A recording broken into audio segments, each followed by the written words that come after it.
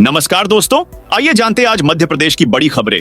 आप इस वीडियो को एमपी के कौन से जिले से देख रहे हैं? कमेंट में अपने जिले का नाम जरूर बताइए। साथ ही एमपी की खबरें जानने के लिए चैनल को जरूर सब्सक्राइब करें। आज की पहली खबर है कि एमपी में सरकारी कर्मचारियों का डीए 4% बढ़ा। मध्य प्रदेश सरकार ने सरकारी कर्मचारी अधिकारियों का 4% डीए बढ़ा दिया है। इसका फायदा 7.5 लाख कर्मचारियों को मिलेगा। ये फैसला जनवरी 2024 से लागू होगा। अब प्रदेश के कर्मचारियों का डीए 46% से बढ़कर 50% हो गया है। उनको हर महीने 620 रुपए से 5,640 रुपए का फायदा होगा। वहीं 10 महीने के एरियर के रूप में 620 रुपए से लेकर 56,400 रुपए तक मिलेंगे। सरकार ने कर्मचारियों के डीए के आदेश भी जारी कर दिया है। मुख्यमंत्री मोहन यादव ने सोमवार को यह घोषणा करते हुए कहा, राज्य सरकार ने सभी अधिकारी कर्मचारियों का महंगाई भत्ता बढ़ाने का निर्णय लिया है।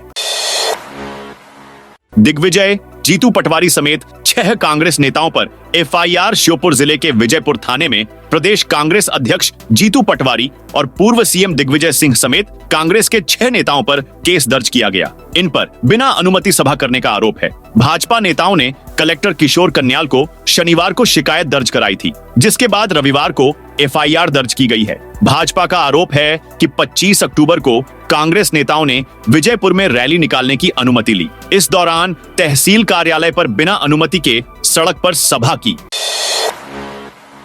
एमपी में गोवर्धन पूजा की छुट्टी 1 नवंबर को मध्य प्रदेश सरकार ने राज्य के कर्मचारियों के साथ ही बैंक और वित्तीय संस्थानों के कर्मचारियों के लिए भी दिवाली के दूसरे दिन 1 नवंबर को गोवर्धन पूजा की छुट्टी घोषित की है। सामान्य प्रशासन विभाग ने सोमवार को इसके आदेश जारी किए हैं। रात 8 से 10 बजे तक ही आतिशबाजी की अनुमति। हरदा में इस साल 6 फरवरी को पटाखा फैक्ट्री में हुए हादसे के बाद पहली बार दीपावली पर पटाखा बाजार लगाया गया है। जिला प्रशासन ने एहतियात के तौर पर इंदौर रोड पर फुटकर विक्रेताओं को कारोबार करने के लिए लाइसेंस दिए हैं। प्रशासन ने दीपावली के दिन रात में 8 से 10 बजे तक ही पटाखे फोड़ने के निर्देश जारी किए हैं। बाकी समय पटाखों के उपयोग पर प्रतिबंध रहेगा। भस्म आरती के लिए अब लाइन में नहीं लगना पड़ेगा। महाकाल मंदिर में भस्म आरती में प्रवेश करने वाले आम श्रद्धालुओं की सुविधा के लिए बड़ा बदलाव किया गया है। भस्म आरती में प्रवेश के लिए फॉर्म लेने और जमा करने काउंटर को बदलकर पिनाकी द्वार के पास कर दिया गया है। साथ ही भक्तों की सुविधा को देखते हुए फॉर्म 2 दिन पहले रात 10 बजे विंडो से लेकर अगले दिन सुबह 7 बजे के बाद जमा करने की सुविधा दी गई है। इससे आम भक्तों का समय भी बचेगा और उन्हें रात भर लाइन में लगकर फॉर्म लेने की परेशानी से भी निजात मिल सकेगी। महाकाल को लगाया जाएगा 31 अक्टूबर को महाभोग। उज्जैन विश्व प्रसिद्ध श्री महाकालेश्वर मंदिर में भगवान महाकाल को 31 अक्टूबर को सुबह भस्म आरती के दौरान पुजारी परिवार द्वारा अन्नकूट का महाभोग लगाया जाएगा। सोमवार को महाभोग बनाने के पहले भगवान महाकाल का पूजन करने के पश्चात भट्टी पूजन किया गया। इसके बाद व्यंजन बनाने की प्रक्रिया शुरू हुई। श्री महाकालेश्वर मंदिर में परंपरा अनुसार भस्म आरती के दौरान पुजारी परिवार द्वारा बाबा महाकाल को सबसे पहले अन्नकूट का महाभोग अर्पित किया जाता है।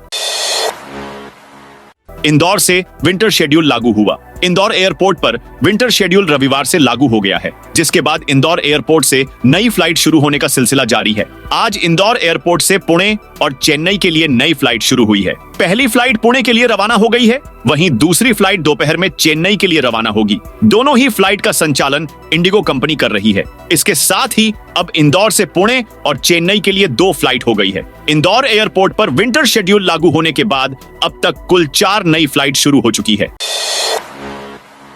दिसंबर में मिलेगा एमपी बीजेपी को नया अध्यक्ष। मध्य प्रदेश बीजेपी का नया मुखिया कौन होगा, ये दिसंबर में तय हो जाएगा। प्रदेश की 2 विधानसभा सीटों बुधनी और विजयपुर में उपचुनाव हो रहा है। इसके नतीजे 23 नवंबर को आएंगे। इसके बाद बीजेपी संगठन की चुनाव प्रक्रिया शुरू हो जाएगी। हर बार की तरह ही पार्टी की कोशिश अध्यक्ष का चुनाव निर्विरोध कराने की है। नई टीम का ऐलान होते ही एमपी कांग्रेस में बगावत। मध्य प्रदेश में कांग्रेस की चुनौतियां कम होने का नाम नहीं ले रही। शनिवार देर रात एमपीसीसी अध्यक्ष जीतू पटवारी की नई टीम का ऐलान होने के कुछ ही घंटे बाद कांग्रेस को बड़ा झटका लगा है। यह झटका इंदौर पूर्व शहर अध्यक्ष प्रमोद टंडन ने दिया है। दरअसल प्रमोद टंडन ने अध्यक्ष जीतू पटवारी को पत्र लिखकर अपने स्वास्थ्य का हवाला देते हुए कांग्रेस से इस्तीफा दे दिया है। बता दें कि जीतू पटवारी की नई टीम यानी कार्यकारिणी में टंडन को विशेष आमंत्रित सदस्य बनाया गया था, लेकिन उन्होंने इस आमंत्रण को अस्वीकार कर दिया। भोपाल से दौड़ेगी पहली वंदे भारत स्लीपर ट्रेन। वंदे भारत के स्लीपर वर्जन को भोपाल से शुरू करने की तैयारियां अंतिम चरण में हैं। सीनियर डीसीएम सौरभ कटारिया ने बताया कि वंदे भारत स्लीपर ट्रेन की पहली खेप नवंबर के अंत तक भोपाल पहुंचेगी। नवंबर के आखिरी सप्ताह तक इसका ट्रायल किया जाएगा। इसके लिए 2 तरह के रैक लाए जा रहे हैं। हली ट्रेन 8 कोच वाली वंदे भारत सीटिंग ट्रेन रहेगी। दूसरी वंदे भारत स्लीपर 20 कोच की होगी। वहीं दिल्ली से मुंबई के बीच चलने वाली एक और वंदे भारत स्लीपर भी भोपाल होकर जाएगी। रानी कमलापति से पाटलिपुत्र पटना के बीच 20 कोच की वंदे भारत स्लीपर संचालित किया जाएगा। वहीं भोपाल से लखनऊ के बीच 8 कोच वाली सीटिंग वंदे भारत चलाई जाएगी। एमपी में कर से बड़ी छूट, जारी किया आदेश। मध्य प्रदेश में महंगाई भत्ता बढ़ाने की घोषणा कर सरकार ने दिवाली पर अधिकारियों कर्मचारियों को बड़ा तोहफा दिया। सोमवार को सीएम मोहन यादव ने डीए वृद्धि का ऐलान किया। महापर्व के मौके पर राज्य सरकार ने व्यापारियों को भी तोहफा दिया है। सरकार ने छोटे व्यापारियों को कर में छूट देकर बड़ी राहत दी है। मध्य प्रदेश में दिवाली पर रेहड़ी पटरियों पर व्यवसाय करने वाले छोटे व्यापारियों को बाजार कर से छूट दी गई है। कर्मचारियों को 10,000 से बढ़कर मिलेगा 25,000 बोनस। दिवाली से पहले भोपाल बीएचईएल के करीब 3,000 कर्मचारियों के लिए राहत भरी खबर आई है। भेल कर्मियों को दिवाली से पहले बड़ा तोहफा मिला है। कॉर्पोरेट ऑफिस दिल्ली में अभी हाल ही में हुई ज्वाइंट कमेटी की मीटिंग में बोनस के रूप में 25,000 देने का निश्चय किया गया, जिसका भुगतान 28 अक्टूबर से शुरू हो चुका है। इस फैसले से भेल टाउनशिप के 3,000 से अधिक कर्मचारियों को लाभ मिलेगा। सुप्रीम कोर्ट में लगी याचिका खारिज। मध्य प्रदेश के सरकारी स्कूलों की जर्जर हालत को लेकर एनजीओ सोशल जूरिस्ट द्वारा दायर की गई याचिका पर सुप्रीम कोर्ट ने विचार करने से मना कर दिया है। मुख्य न्यायाधीश चंद्रचूड़, जस्टिस पारदीवाला और जस्टिस मनोज मिश्रा की पीठ ने एनजीओ से मध्य प्रदेश हाईकोर्ट का रुख करने को कहा है। एनजीओ ने इस याचिका में खजुराहो जिले के 5 स्कूलों एवं पूरे राज्य के सरकारी स्कूलों की जर्जर इमारतों और खराब स्थिति के बारे में बात की थी।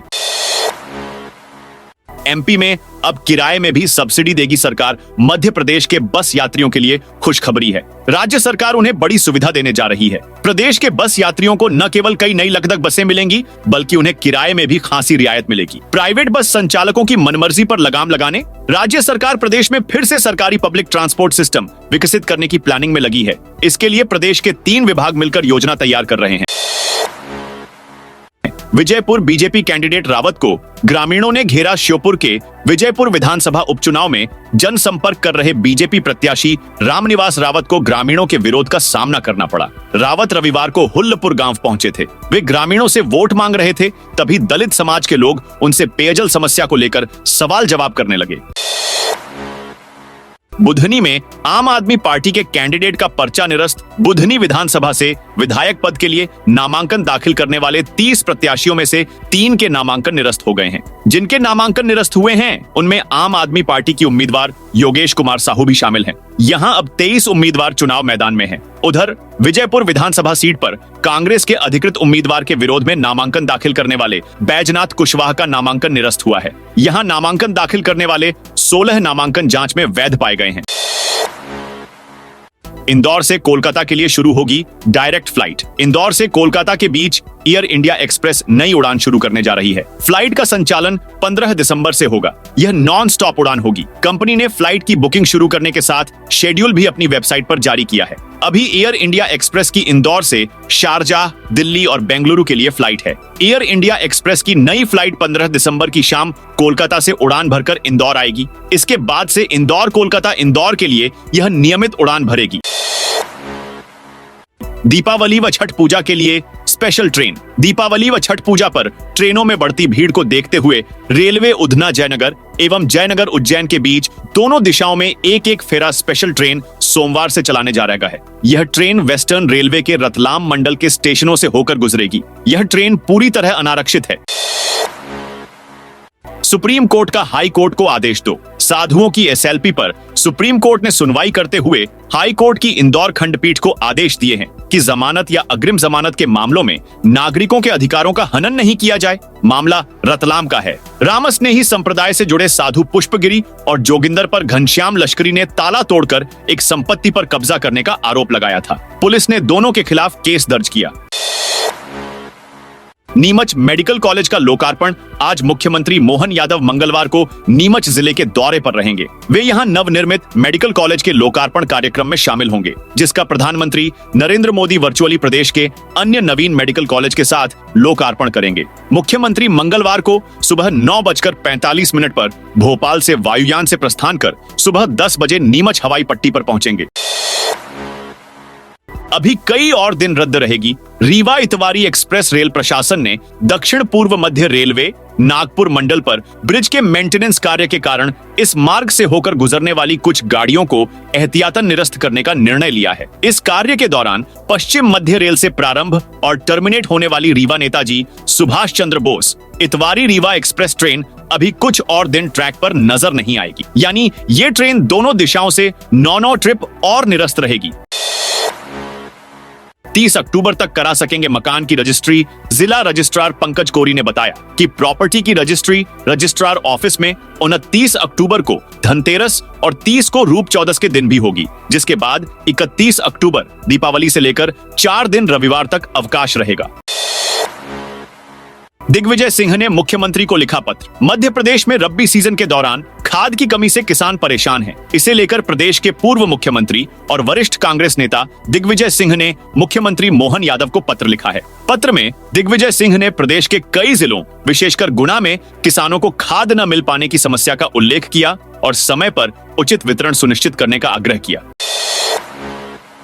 मुरैना में 1 नवंबर को मनाई जाएगी दीपावली। मुरैना जिले में 1 नवंबर को दीपावली मनाई जाएगी। आज सोमवार बिहारी जी मंदिर में हुई विद्वानों की संगोष्ठी में यह फैसला लिया गया। अब तक पर्व को मानने को लेकर लोगों में 2 राय थी। कोई 31 अक्टूबर तो कोई 1 नवंबर को दीपावली मनाने की बात कह रहा था। इस मतभेद को देखते हुए शहर के बिहारी जी मंदिर में शहर के प्रमुख पंडित एवं शास्त्रीय एकत्रित हुए और उन्होंने पुराने वेद शास्त्रों का अध्ययन कर निर्णय लिया कि धर्म सिंधु शास्त्र तथा अंदर में सिंधु शास्त्र के अनुसार 1 नवंबर को ही मनाना सबसे उचित रहेगा। चतुर्दशी उपरांत अमावस्या पूजन करने से धन की हानि होती है। गुजरात मेट्रो का मॉडल देखकर लौटे भोपाल के अफसर। भोपाल मेट्रो कॉर्पोरेशन के अफसरों ने अहमदाबाद गुजरात में मेट्रो के मॉडल को देखा। अंडरग्राउंड और एलिवेटेड स्टेशनों पर जाकर मेट्रो के संचालन की पूरी प्रोसेस देखी। कंट्रोल रूम से कैसे नजर रख सकते हैं ये भी जाना। भोपाल और इंदौर मेट्रो में भी यह काम होगा। गरीबों के राशन वितरण में गड़बड़ी मिलने पर दुकान सील। गरीबों को निःशुल्क मिलने वाला प्रधानमंत्री अन्न योजना के राशन वितरण में विक्रेता द्वारा समय समय वितरण नहीं किया गया। कालाबाजारी करने की कोशिश कर सितंबर महीने का 25 अक्टूबर तक राशन वितरण नहीं किया गया है, जिसकी शिकायत सामने आने के बाद कनिष्ठ आपूर्ति अधिकारी पंकज करवरिया ने जतारा विकास खंड की मांची गांव में वन उपज समिति करमौरा की दुकान को सील कर दिया गया है। मौके का पंचनामा तैयार कर जांच शुरू कर दी गई है। इन लाडली बहनों को मिलेंगे 5,000 रुपए। एमपी के मुख्यमंत्री मोहन यादव राज्य की कामकाजी महिलाओं को 5,000 रुपए देने का ऐलान किया है। जी हां, ये ऐलान बीते दिनों रीवा में आयोजित निवेश के महाकुंभ रीजनल इंडस्ट्री कॉन्क्लेव में किया गया। कार्यक्रम में सीएम ने कहा था कि हम लाडली बहनों को 1,250 रुपए के साथ ही इंडस्ट्री में काम करने वाली बहनों को 5,000 रुपए प्रोत्साहन राशि भी देंगे। हालांकि उन्होंने अभी इस बात की घोषणा नहीं की है कि इस योजना को वे कब से लागू करेगी, लेकिन उन्होंने ये ऐलान कर प्रदेश की महिलाओं में एक उम्मीद जरूर जगा दी है। इस शहर में खुलेगा एमपी का पहला स्पोर्ट्स कॉलेज। प्रदेश का पहला स्पोर्ट्स कॉलेज सतना में खुलेगा। 15 करोड़ के सीएसआर फंड से 7 एकड़ में कॉलेज का भवन बनेगा। ये ऐलान सीएम डॉ मोहन यादव ने सतना प्रवास के दूसरे दिन रविवार को किया। उन्होंने कहा, सरस्वती आवासीय विद्यापीठ के पास भवन बनेगा। विद्यापीठ में सिंथेटिक ट्रैक बनेगा।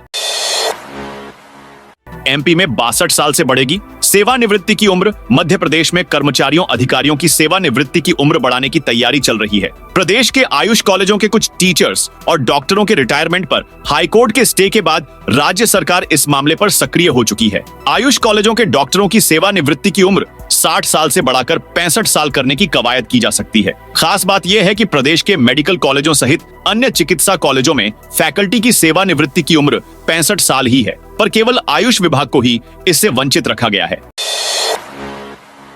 एमपी के 8 जिलों की काया पलट। मध्य प्रदेश के 8 जिलों की काया पलट हो रही है। यहाँ सड़कें चौड़ी की जा रही हैं, नए ब्रिज बनाए जा रहे हैं, बस स्टैंड और रेलवे स्टेशन भी भव्य और सुविधाजनक बन रहे हैं। जहां के प्रोजेक्ट मंजूर हो चुके हैं या निर्माण कार्य चल रहे हैं वहां मेट्रो भी दौड़ेगी। ये सभी योजनाएं अगले 3 साल में पूरी कर ली जाएंगी। प्रदेश में होने वाले सिंहस्थ 2028 के लिए ये बड़ा बदलाव किया जा रहा है। महाकाल की नगरी उज्जैन में 2028 में होने वाले महाकुंभ के लिए तैयारियां शुरू हो चुकी हैं। तो दोस्तों, ये थी आज मध्य प्रदेश की बड़ी खबरें। आप इस वीडियो को कौन से जिले से देख रहे हैं, कमेंट करके बताइए।